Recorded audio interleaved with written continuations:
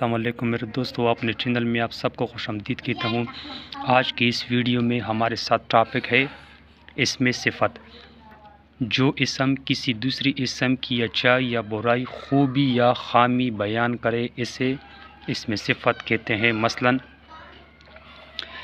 یہ مسجد خوبصورت ہے، ہلال ذہین طالب علم ہے، بلی سفید ہے۔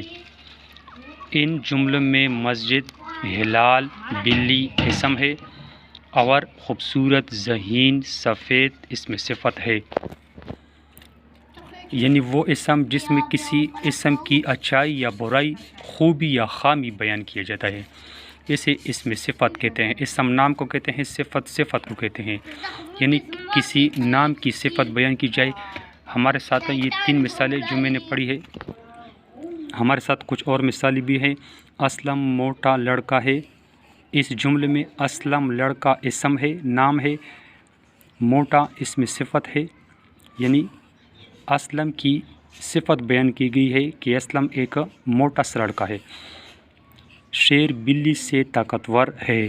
شیر بلی اسم ہے، طاقتور اس کی صفت بیان کی گئی ہے۔ گلاب ایک خوبصورت پھول ہے۔ گلاب پھول اسم ہے، خوبصورت اس کی صفت بیان کی گئی ہے۔ چڑیا ایک چھوٹا پرندہ ہے۔